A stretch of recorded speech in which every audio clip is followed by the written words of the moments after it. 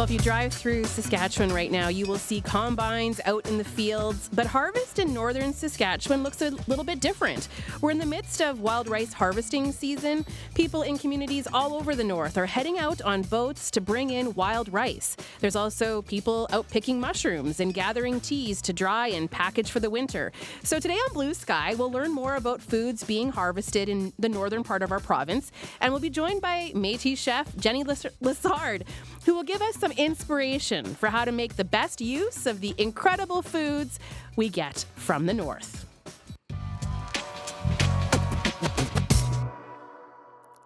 Jenny Lessard, or we know her as Chef Jenny. She loves connecting with people, and she usually does that with food.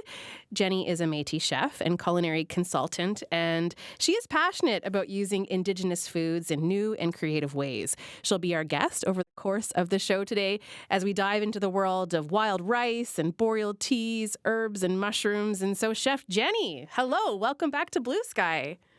Hello, how are you, Leisha? I'm well, thanks. It's so good to see you. We're going to start the show today by focusing on wild rice and learning more about wild rice harvesting. So what is your experience with this food? I know that I've eaten stuff that you've made that has a lot of wild rice Have in you? it. I know I have. Well, I grew up, right now I'm on Treaty 4 territory in the Capel Valley in Lumsden. But I grew up north of L'Orange at a little lake called Lamp Lake.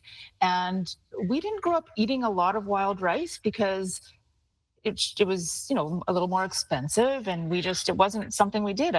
Wasn't part of a harvesting family. So it really, when I started my restaurant in Birch Hills in 2005, I really wanted people to taste, the taste of the north and the taste of where we were kind of in Parkland in Saskatchewan. So I started using wild rice in a lot of recipes. I remember I had a L'Orange pizza with a Lobish cranberry tomato sauce, wild rice, and I think it was like boar sausage or something. Anyway, and That's a what I've bannock had. I've crust. had something like that, Chef Jenny, because as I, it's just yeah, coming to me, I'm like, yes, I had pizza one time with wild rice as one of the ingredients.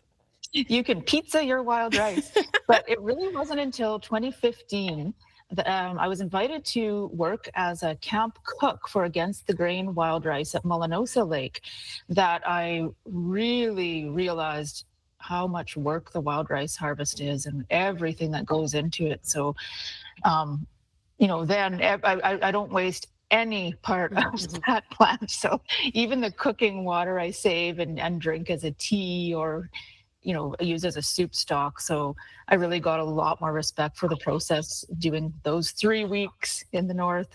Yeah, no kidding. Well, I want to share with people a conversation I had with Phyllis Smith, who is a wild rice harvester from Pine House Lake. And so I had a chance to catch up with her earlier, and I asked how she got involved in rice harvesting.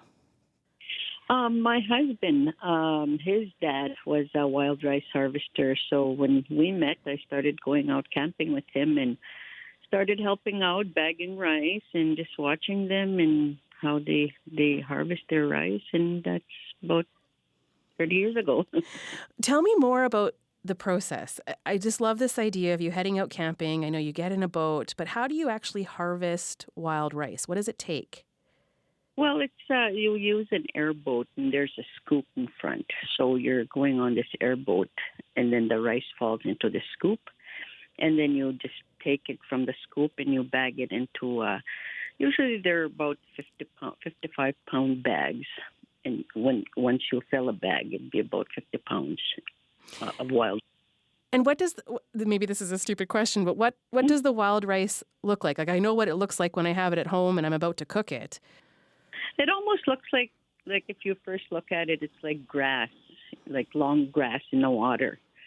But there's stems in those grass where the wild rice, and there's different sizes of wild rice that we have. There's medium, there's small, medium, and large.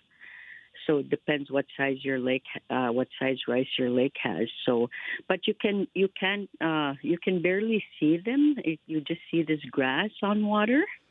But once they fall off, then you could really see them in the scoop, eh? So that's what you're scooping up those bits. So is this quite hard work? No. If you love to rice pick, you won't find it hard. It's actually fun for me. there's like when the people are whoever we hire, they haul the rice. Sometimes it is pretty heavy, but if you're young and strong, it's not too bad. And I take it you're young and strong. Oh, I used to be one time. So, what do you love about it, Phyllis? What do you love about being on the water during a harvest? I just love being out in the lake. I grew up by the lake, so I just love it, and I love going out further out on the lake. It's so nice just sitting out there and just listening to the rice picker going, and watching whoever's driving the picker picking the rice, and just listening around what's birds and just everything. I just love about that, and it's so peaceful out there and really nice. I just love it out there. Mm-hmm. How important is rice harvesting to your family, to your community, to Métis people, to Cree people who live in the north? Just how important is wild rice harvesting to you?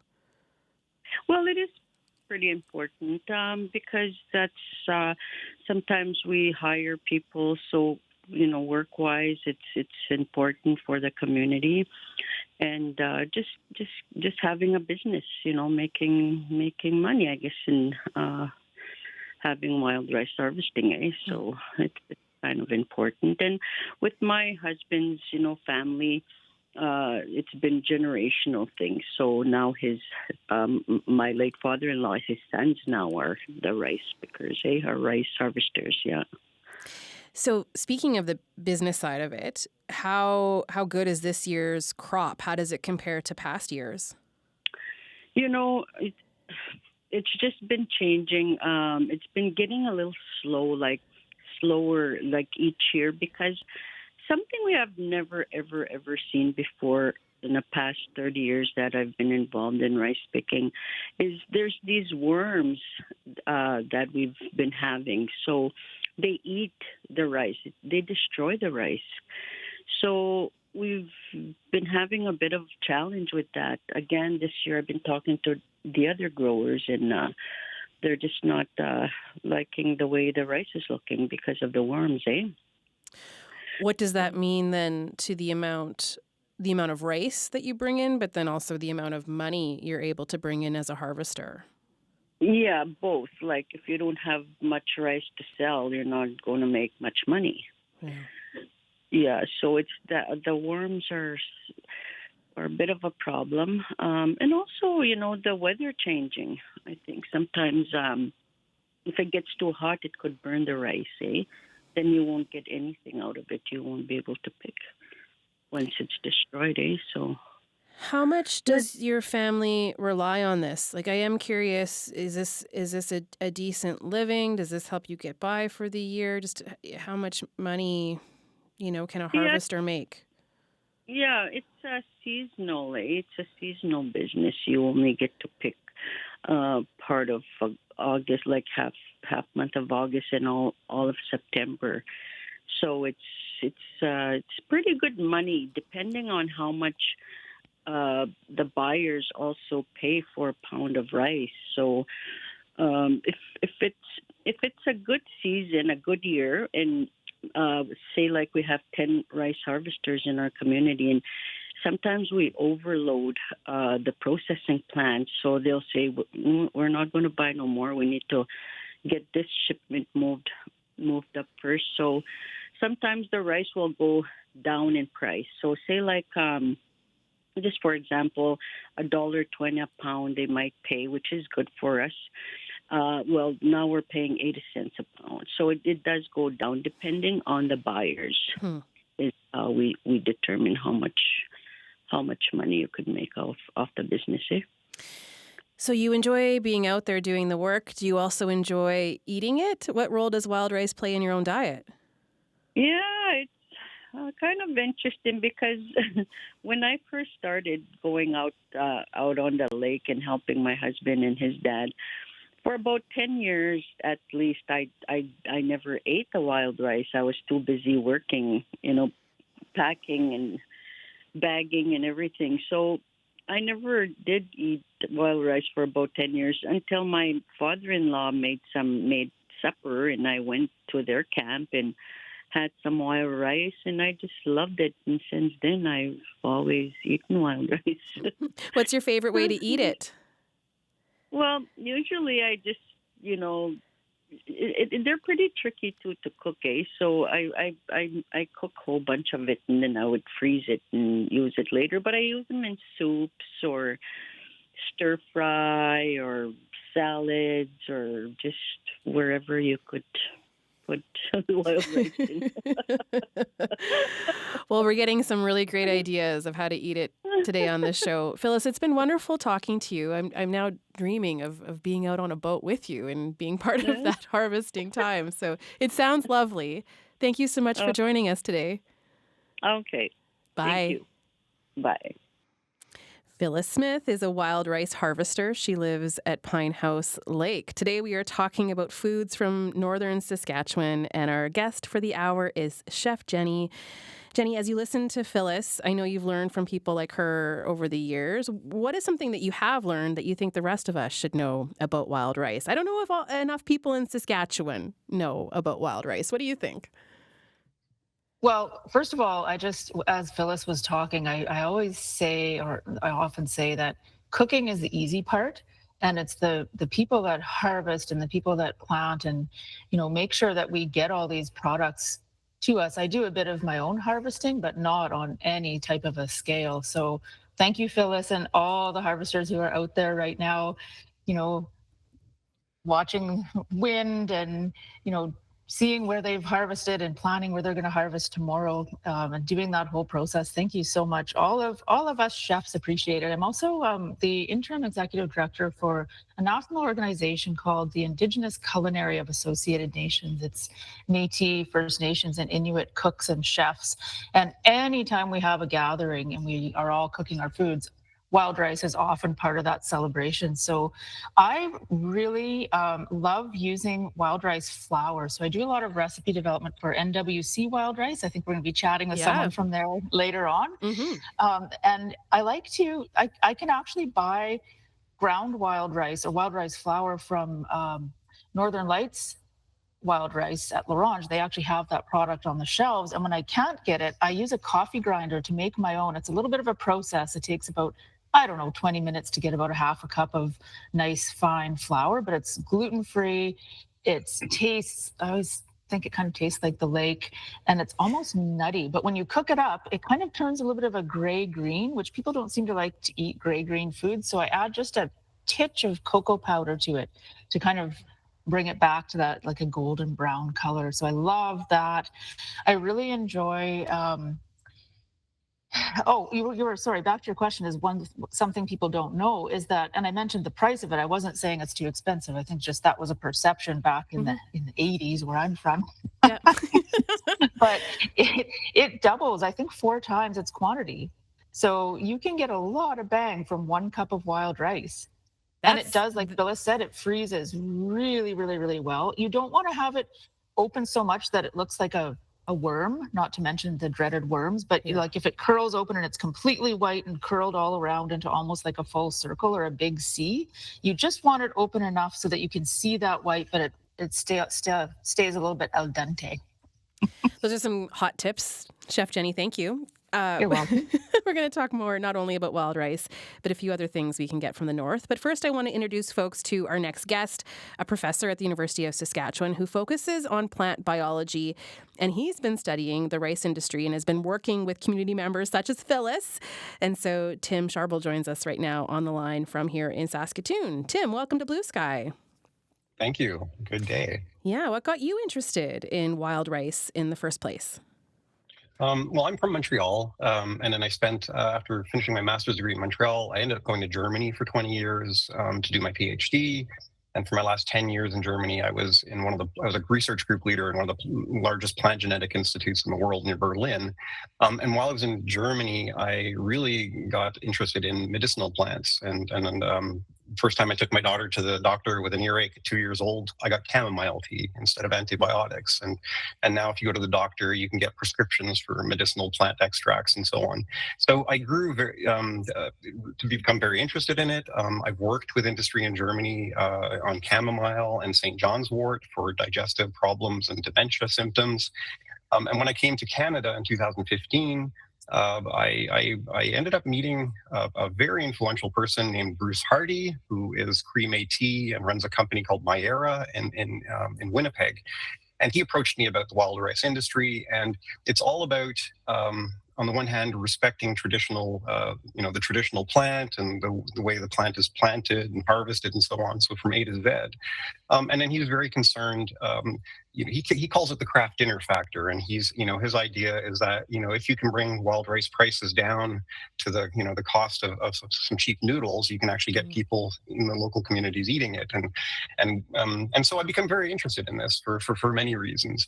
2 years ago, I have a partner at Saskatchewan Polytech, so Blaine Chartrand, as well as a partner at the National Research Council, Pankaj Bhowmik, and the three of us got some money from the Saskatchewan government, from the Agricultural Development Fund.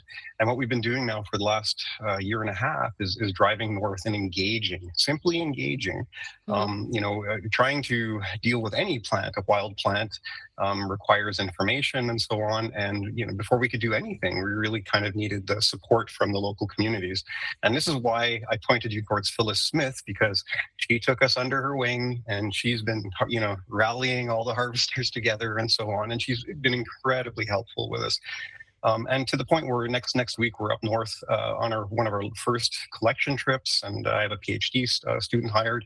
And the very first question is, what do we have? And so what we'll be doing is collecting rice from different lakes, as many as possible, around Missinippi, L'Orange, Pinehouse Lake, Boreal, so pretty much covering most of northern Saskatchewan. And really just beginning to ask the questions, are they the same in different lakes? Are they different in different lakes? We're also working with some other researchers at the University of Manitoba. And so you think about a plant grows, these plants grow in the lakes. The plant's roots interact with microorganisms in the mud. The plant interacts with the water and the biochemistry of the water, et cetera, et cetera. It's one big living community in these lakes. And really what we're doing now is beginning to collect the information required to help growers or harvesters in the north. And so, I don't know, I'll stop there. But well, it makes me think about Phyllis today bringing up worms as an issue this season, right? So she'll talk to you about that, and I'm sure you'll hear other concerns too. So how do you take that knowledge and that experience that harvesters have out on the water, and how does that swirl in your mind and then end up being part of a research project? Yeah, so first and foremost, we listen, right? So we go up to the north. A lot of the information is, really multi-generational. So really talking to people and listening to, their thoughts and their concerns. The worms, they're not actually worms. We collected a couple last year, and I brought them to show some entomologists, some insect experts here, and it appears to be a larvae from a moth of some sort. And with regards to that, there's many examples of insects, so environmental change, and then insects, for example, increasing their range north into Canada, and so touching crops in southern Saskatchewan and so on.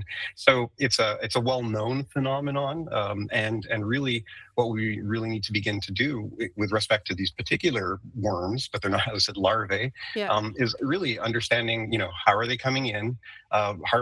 Many harvesters have reported to us that they didn't have them until apparently they were using the same bags between lakes to move the rice around, and the bags could potentially act as vectors, to transfer the larvae and so on. So we're starting at zero, and we really need to begin investigating these things and really thinking about, what are the ways to mitigate that, right? And what are the natural ways of doing it? And so it's really part of a whole long list of things that we really would like to begin doing as we work with the harvesters. It truly is there's so much, all the way from the plant itself and the biology of the plant, but all the way down to marketing and selling, processing. These are all limitations or hurdles that face the industry in the north, and it's really kind of bringing interest together, right, from different levels of government and other organizations, funding organizations. It's about, in my opinion, getting young people integrated into this, and I really feel strongly about that, and really kind of trying to join my biotechnological knowledge with traditional knowledge, and putting these two things together to empower young people as the industry moves into the future. And beyond helping young people, and I'm thinking about all those communities that you will now be so connected to, what do you see as the overall benefit to the north and to all, and especially the indigenous communities that are doing the harvesting, that call Northern Saskatchewan home? What do you see as the overall benefit for them? Yeah, so first and foremost, rice is a superfood. So it's not a rice; it's actually a grass, but it's quite closely related to rice. We've started preliminary analyses of nutrition here, and it's well known from other, from the United States. Many people have been wild rice is harvested in Minnesota, but it's got micronutrients in it. It's got antioxidants in it. It's got very high levels of a vitamin B complex, et cetera. So I think when I work with my partners, I keep mentioning Bruce Hardy in Winnipeg. One idea is really enabling people to eat it locally, but on the other hand, it has to turn into a really stronger industry, right? And I think I spent 20 years in Germany doing my PhD and so on, and you could buy a little bag of wild rice from Saskatchewan for $25, right? And so it definitely is worth money, and the Germans love it. I mean, and can't get enough of it, right? So that's so interesting. Right? Yeah. So it's really kind of food sovereignty. Young people. It's training when kids. It's very well known. Feed a kid a healthy diet, and the brain develops properly, and that child will grow up into a strong, contributing person to the world. And it's that what we're really looking for, right? We need more wild rice at my house and less Kraft dinner. So, agreed. Keep up the good work. Tim, it's been great getting this window into the research that you're doing. Thank you so much for being part of the show today. Thank you very much for the interest. It's my great pleasure to talk about this. That is Tim Sharbel, who's a professor at the University of Saskatchewan, specializing in plant biology, who studies the wild rice industry. I'm Leisha Grabinski. This is Blue Sky. We're going to get back to Chef Jenny in a moment. We're talking not only about wild rice today, but other things that are foraged in the north. First, though, let's check in with the CBC's David Shield, who's with us. David, what's making news? Well, the federal NDP says it's ending its supply and confidence agreement with federal Liberals. The deal committed the NDP to supporting the Liberal government on confidence votes in exchange for commitments on NDP priorities like the National Dental Plan. In a social media video, party leader Jagmeet Singh said that the Liberals are influenced by corporate greed and don't deserve another chance from Canadians. Businesses in Regina along Dewdney Avenue are complaining about construction. Major work that could take 2 years to complete is causing parking issues for places along the busy road. One business owner says people need to park far away to get to her gym, and she's worried her clients will go elsewhere. And people across the province are grumbling about wasps these days. Warm weather seems to have led to a population explosion. One gardening expert says people should look in places like barbecues or dog houses for nests. And I'll have a full newscast for you coming up at 1 o'clock. Thanks so much, David. You're welcome. That is the CBC's David Shield. Let's go back now to Chef Jenny, who's with us for the show today, talking about all foods from Northern Saskatchewan. And we've been highlighting a lot of the work happening in the wild rice industry. Chef Jenny, I want to ask you about the work Tim's doing and how important it is to see that kind of research happening and the developments that you've been following and why that kind of work is so important to support the wild rice industry in the north here. I don't really know too much about the work other than what he's shared, but I think it sounds really, really exciting. And I think working with some young culinary teams, especially at Water's Edge Eco Lodge, which was recently purchased by Waterhen Lake First Nation, who basically bought back their traditional land in Meadow Lake Provincial Park, and they now operate the Eco Lodge. We incorporated a lot of wild rice into their catering menu because it's a lot of the community members grow it. They're part of that amazing harvest. But a lot of the young cooks hadn't really eaten wild rice, much like me growing up in the north and not having had a lot of it. So we created together a wild rice cinnamon bun using cooked wild rice that we would then blend up in a Vitamix blender, and we used a broken wild rice product. So it's kind of a value added product from the byproduct of the grade A rice that NWC wild rice offers. So it's a little less expensive and tastes just as good. And if you're just going to be blending it up anyway, why not use that? And just watching everyone's faces as we created this recipe together in the kitchen, looking out at a northern lake and then biting into it and just seeing their faces kind of light up. I mean, there's a lot of butter and cinnamon in there too, but I think if we can just introduce youth to the taste of that, and then yes, if the price can be at a point that's reasonable for people to buy, not saying that we need to, like, it concerns me, like, are we driving the price down for the wild rice producers? That's one thing that I think probably isn't the goal of Tim's research, is that to have almost, I think it sounds like maybe two different levels of rice, but all with the same nutritional values. So I think that's really, really exciting, and I can't wait to see how that plays out. Me too. So we have another person to introduce folks to today. Of course, wild rice is just such a major driver in the economy in Northern Saskatchewan. Celine Favreau is the CEO of NWC Wild Rice. Chef Jenny, you've been talking a lot about them. This is an indigenous-owned company operating in the northwest part of Saskatchewan. It was incorporated in 2019 and operates out of Boreal. Today was a very busy day for Celine, as her company is getting its organic recertification. So we caught up with her a bit earlier, and I asked her what her company and the rice harvest means to the local economy.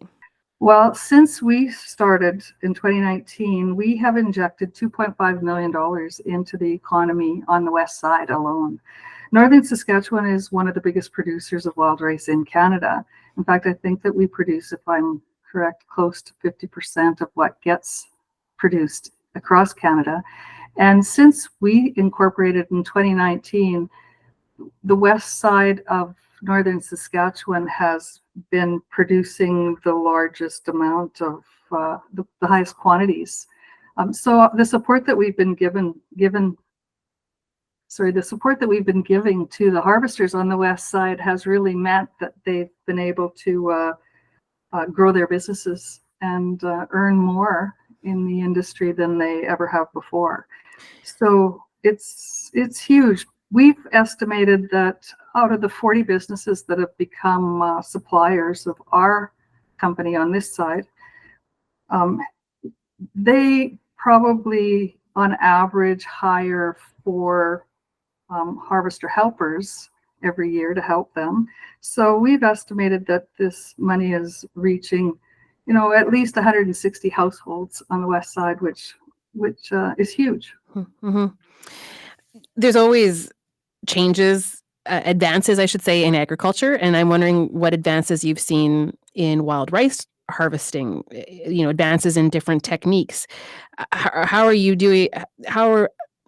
How has the wild rice industry in Saskatchewan changed? I recall hearing about some boats that were being created through Sask Polytech, and is there a connection there for you? Yes, we actually were the CEO prior to me. Napoleon Gardner was instrumental in securing a partnership with Sask Polytechnique out of Saskatoon and the ag department, and he got them engaged through a partnership, and they were funded through Prairie Scan to research new techniques or technologies in the harvesting process, focused on the boats, on the airboats. So we have 2 boats actually that have been designed by that department at Sask Poly under the guidance and the advice of the harvesters from our region. So we've taken a few of them down to the college a few times, or the technical institute, I should say, to review, answer questions, review the work that they've done to date, and they really have been giving a lot of input into the design of these boats. And our goal really is to help the harvesters to replace their equipment in the future so that they can maximize their work on the lakes and on their fields with equipment that is really designed to help them maximize that output, right? So including eventually we're hoping to have bagging systems right on the boat that help them speed up the process. Our goal is to have them have equipment that is easily maintained. For example, they've replaced the motors on these boats with a different style motor that parts are more easily available to the harvesters, because some of the equipment that they've been using in the past has gotten outdated and it has been more difficult for them to repair them properly. So, and then also they're switching over from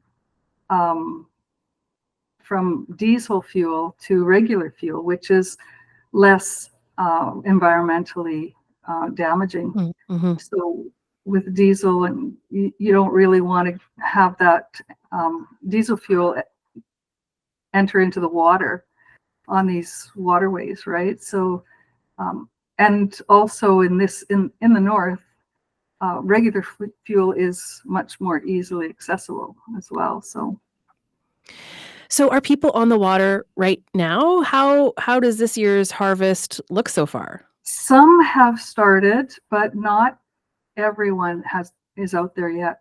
With the way the weather went this year, we had a cold, wet month of June, which really delayed the maturing of the crop.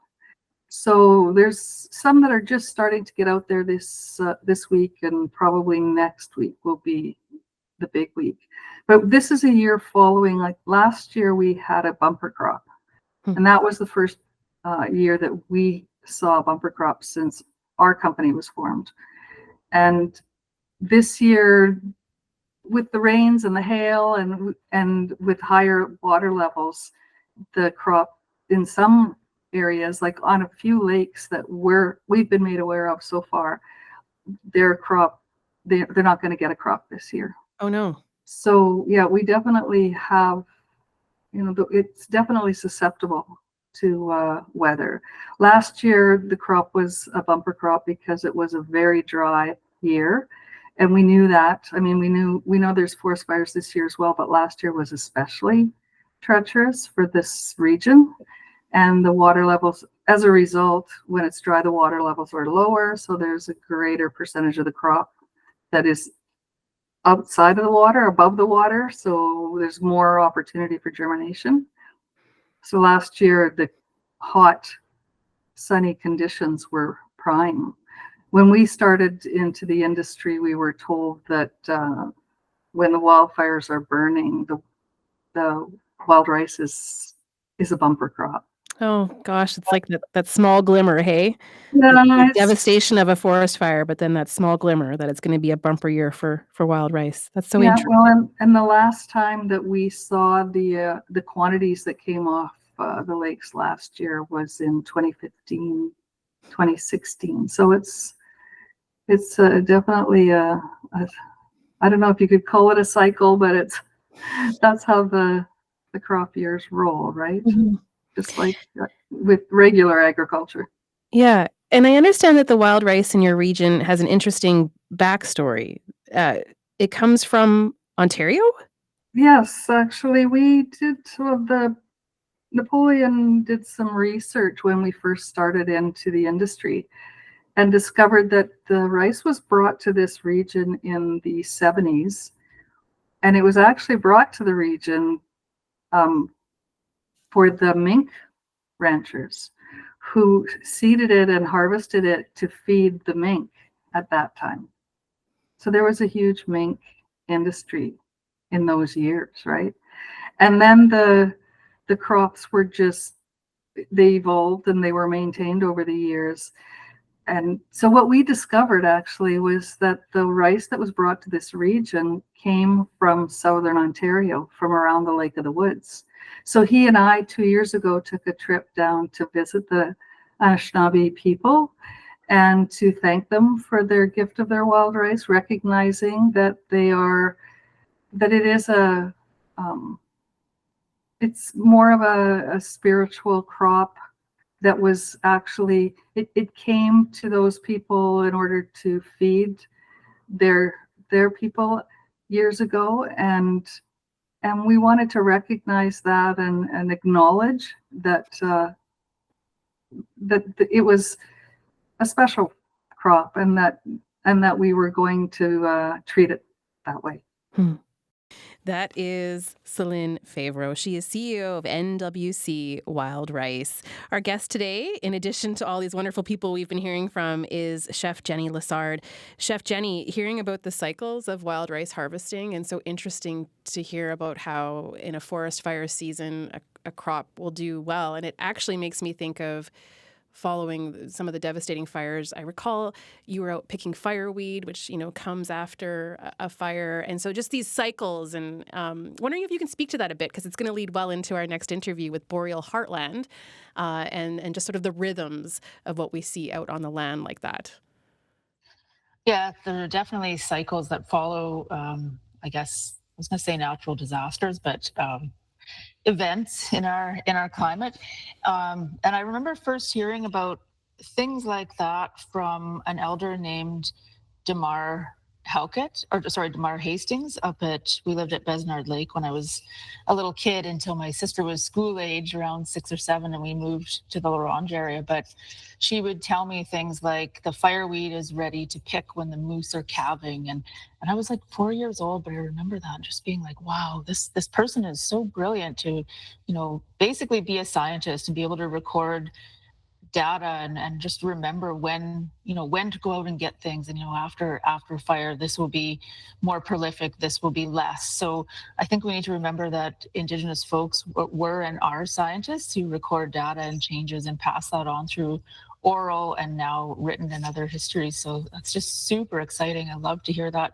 I'm smiling really big when I was listening to Celine, because she's always so amazing with my various adventures. I mean, I'll call her and say, I'm in a parking lot in Saskatoon. I'm heading to the airport in 5 minutes. Do you think you can bring me 12 pounds of wild rice? And I'm not going to say that actually happened, but very close to it. So I think it's super cool how, I think your next guest will attest to this too, the Indigenous ingredients community in Saskatchewan is really close-knit and, helping each other out any way we can. So it's really been fun to be part of that family. Yeah, I heard that in preparing for the show, because, our next guest is Randy Johns, CEO of Boreal Heartland, and was telling Randy who else we had on the show, and he's like, oh, Chef Jenny's using our ingredients. So, Randy, welcome to Blue Sky. Hi, Alicia. It's my pleasure to be here. Thank you very much. Yeah, and I should point out to people, Boreal Heartland harvests and shares teas and herbs indigenous to Northern Saskatchewan. Your company is owned by Keewatin Community Development Association, which is this nonprofit organization that supports economic development in the northern part of our province. And you're the CEO. You're joining us from Orange, but maybe expand a bit on that, all the things that Boreal Heartland has to offer. Right. Okay. Well, the Keewatin Community Development Association got into non-timber forest products back about 2016, 2017. And the intention was to see what could be done in terms of economic development, economic and social development around all these things that are out in the boreal forest.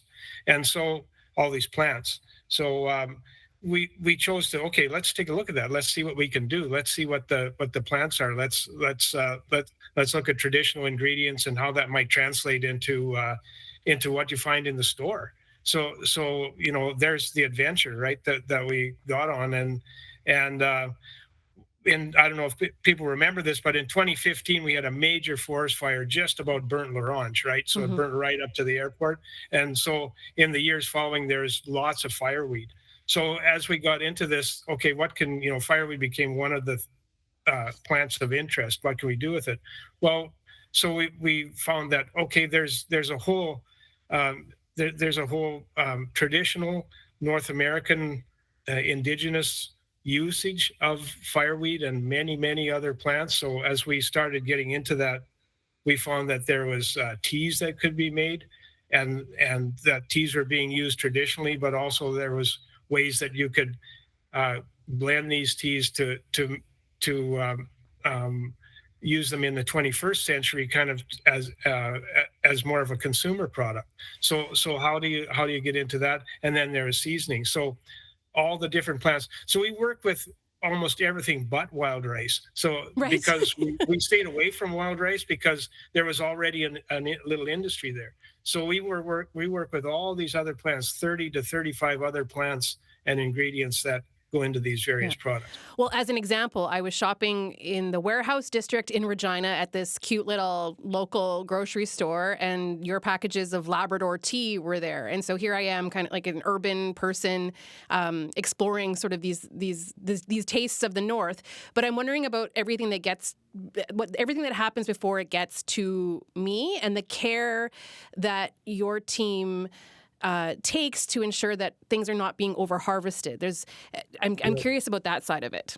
Yeah. Okay. Well, what we do is when we decide that we want to harvest a plant, or we have a product that we want to make, we let it be known, and usually it's by social media in around L'Orange and other areas in Northern Saskatchewan that we want to harvest, and so but before we do that, we've got to we want to harvest sustainably. So we've developed a little training program called Sustainable Harvester Program that people take, and the people, I mean, most of the people in the indigenous people here that are going to harvest are already experienced in going out and harvesting family-wise and so on. So there's a whole lot of respect that's already there for the environment, but we're reinforcing that through, okay, here's the plant identification. So are you harvesting the right plant? Here's how you handle it when you harvest it, so it doesn't get wasted, doesn't go bad on you. Here's how, if you find a patch, here's how you harvest the patch so that the patch will still be there in future years. So those are the kind of things in that little training program, and that can be really fast. It might be, you're talking to somebody for 5-10 minutes before they get started, or it might be a week-long training program with a certification at the end. So anyway, that's the sustainable part. The ethical part of one of our pillars of operation is, are we being ethical in terms of how we're using the plants? So most of these plants have a long traditional medicine tradition in the Aboriginal cultures that we work with.